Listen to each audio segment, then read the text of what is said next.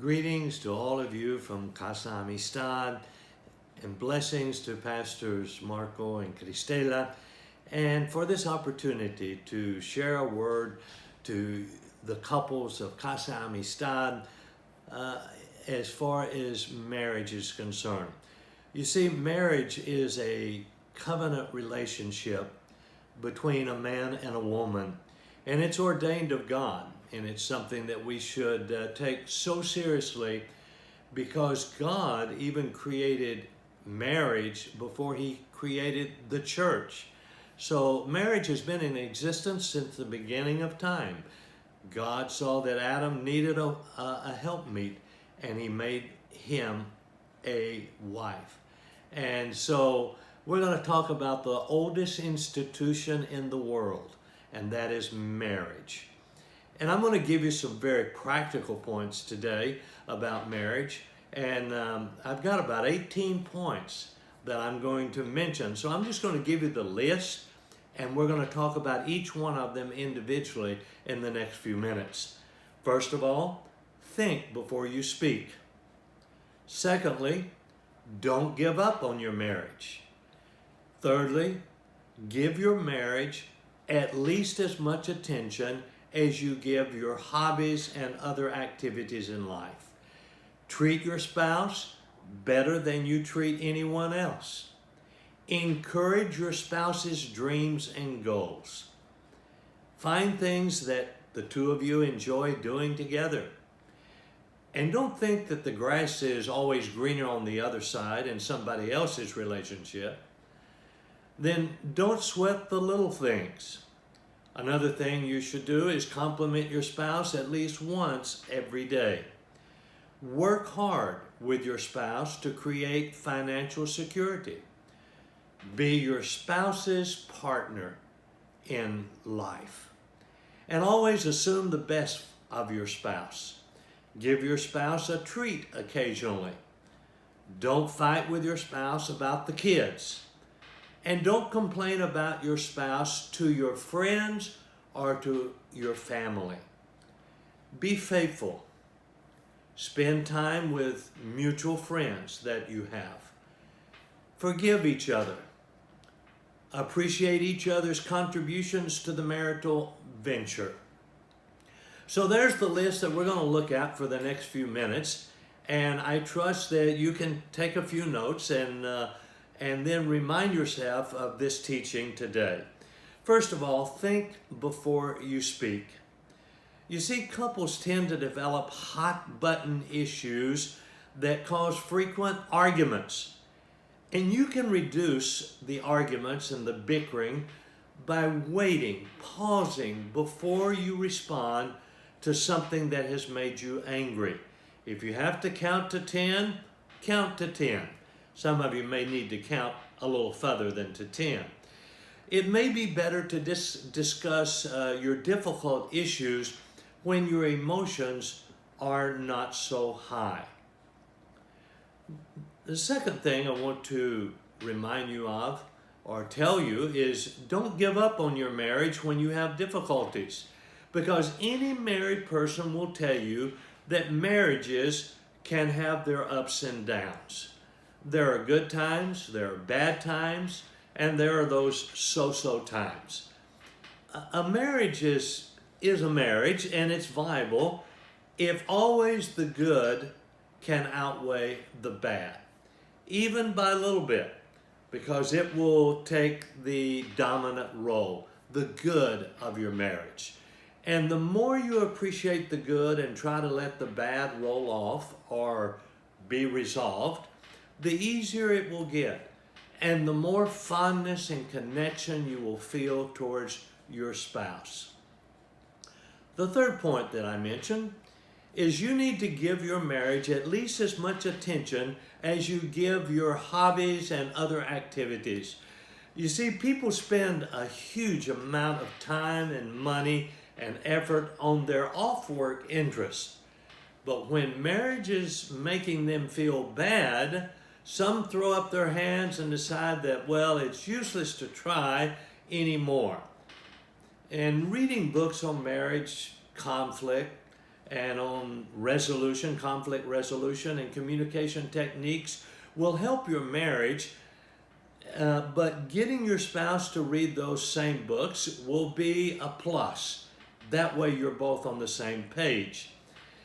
Treat your spouse, number 4 is treat your spouse better than you treat anyone else. Maybe you've heard the expression, familiarity breeds contempt.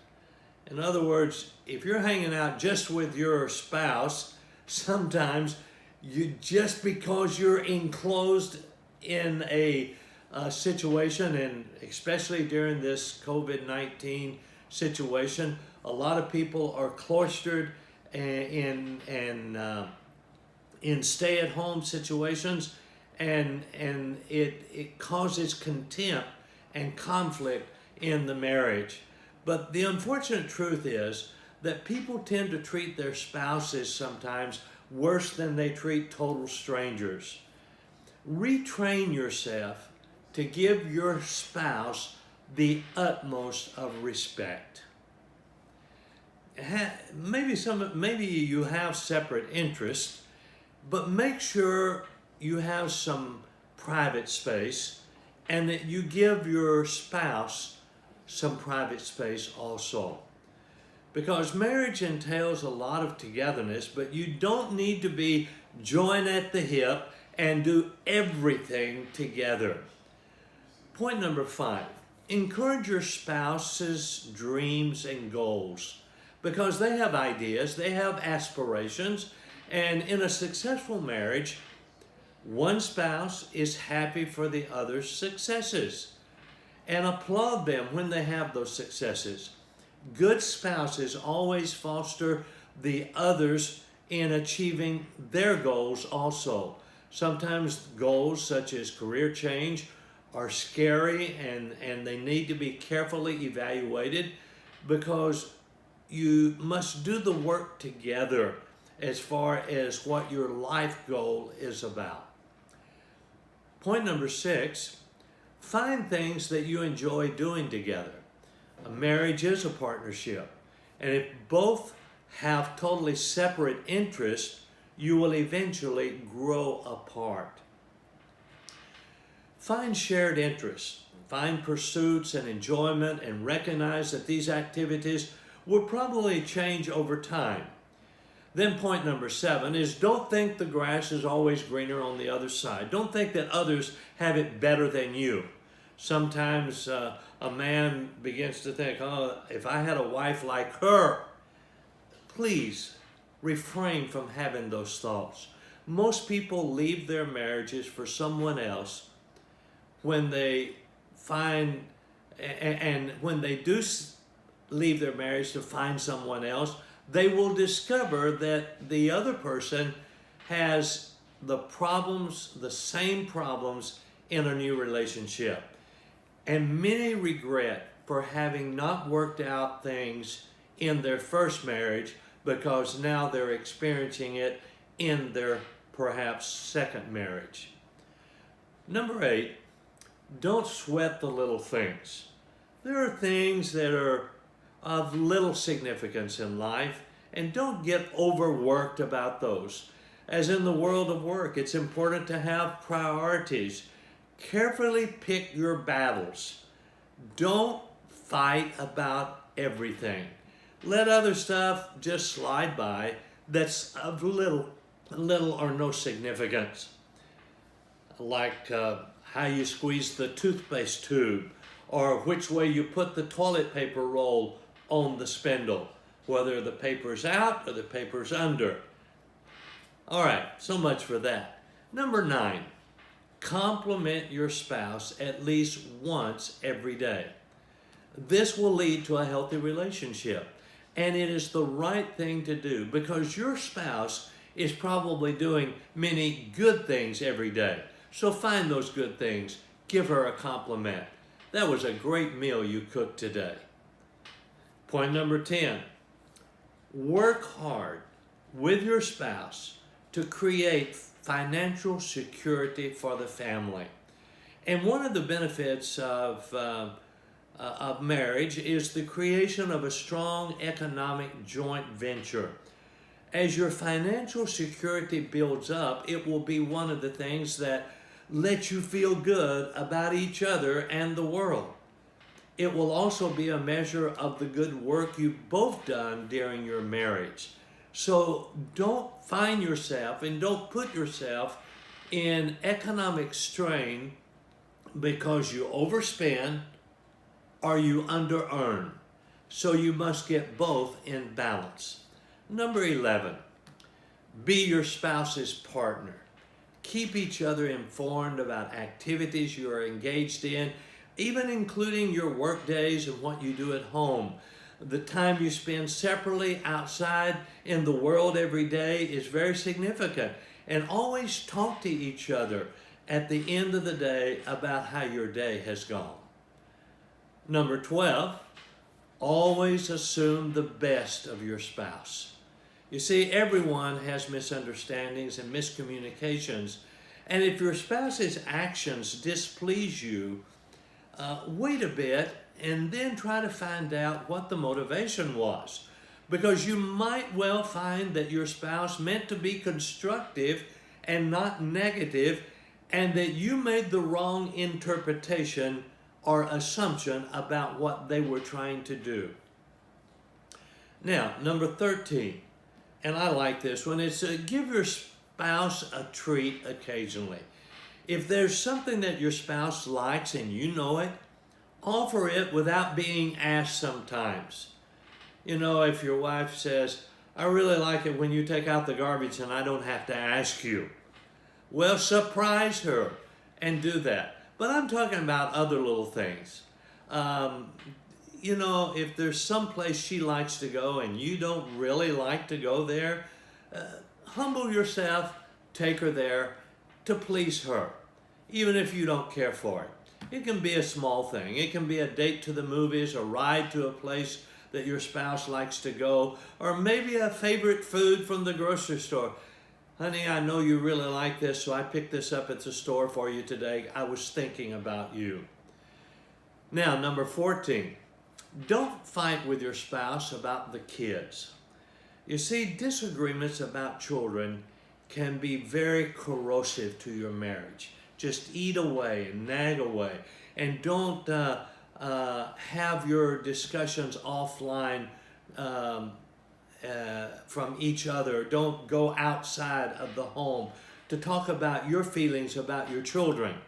Have your discussions offline from your children so that you do not have disagreements in front of them. Set the goal to not discuss your issues about your children in front of them, and don't disagree in front of your children about issues that affect them. Get professional help if you need it, and to help you coordinate and respect your different views about how you should raise your children. Number 15, don't complain about your spouse to your friends and family. Now, this is very important. And you ladies, I trust that you don't call up your best girlfriend and say, hey, I'm really having problems with my husband and what I don't like about it. No. Don't do that. Men, don't go to work talking about your wife, talking about how much you enjoy intimacy with her. Don't discuss things, good or bad, about your home life with friends and family. And especially, don't complain. One complaint at a low time in your marriage will resonate with the listener long after the problem or spat has been resolved at your home, but yet your friend only remembers that complaint you had about your partner. So don't talk to others. If you need counsel with others, make sure that it is a professional or a spiritual leader that knows how to properly deal with that. Number 16, be faithful. You see, affairs destroy many marriages, and they destroy families. If you can't resist someone outside of your marriage, be honest about your temptation and get help immediately. Be accountable to someone about your feelings. Number 17, spend time with mutual friends. You see, pursuing outside friendships together with other people, other couples, is often very good for a marriage. It strengthens you, and it will cause you to appreciate your own marriage even more. Number 18, forgive each other, because marriage is for a very, very long time. It should be till death do we part. And bad things are bound to happen in your marriage. Every spouse, even you, make mistakes and treats the other poorly at some times. You must be able to forgive your spouse for the wrongs done to you and then move on. And remember that the next time it may be you who needs to be forgiven because you did something wrong. Number 19, appreciate each other's contributions to the marital venture, because marriages often fail because of perceived differences in the level of contribution of each party.